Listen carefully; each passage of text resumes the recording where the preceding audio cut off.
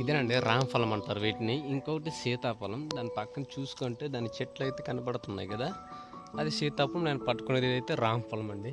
Present అయితే మన కాడ కనిపిస్తుంది, ఆల్రెడీ పండిపోయింది. సో మనమైతే ఇప్పుడైతే వేద్దాం. నిజానికి మనం పండించిన చెట్లను పండిందని చాలా టేస్ట్గా అయితే ఉంటాయి ఈ రామఫలం అనేది. కానీ చెట్లు పండింది కొన్నిసార్లు కొంత చప్పగా అనే విధంగా అయితే కనబడుతుంది.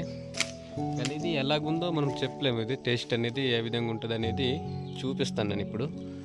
టేస్ట్ అయితే నిజంగా బాగుంటుంది అనేసి నా అభిప్రాయం. ఎందుకంటే ఇది సమ్మర్ సీజన్ దగ్గరకు వచ్చింది కదా, మ్యాక్సిమం ఈ సీజన్లోనే ఈ యొక్క రామఫలం అనేది దొరుకుతాయి మనకి.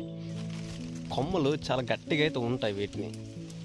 దీని అచ్చం తాడులాగా అయితే పనిచేస్తూ ఉంటాయి కొన్నిసార్లు దీని చర్మం, ఈ చెట్టు యొక్క చర్మం డ్యామేజ్ అయిపోయింది చూడండి ఒకసారి. ఇప్పుడు మనం వీటిని టేస్ట్ చేద్దాం ఏ విధంగా ఉంది.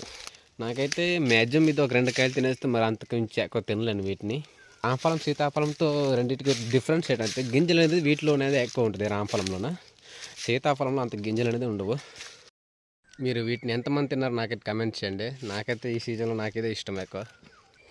యాక్చువల్గా మంచిగా తీద్దామని ఎంత ప్రయత్నించినా చూడండి ఏ విధంగా అయితే బయటకు వచ్చింది. సో ఫైనల్లీ ఏం చేద్దాం ఉన్నట్టున్నట్టు తీసి నేనైతే ఇలాగ 2 విధాలుగా చేశాను.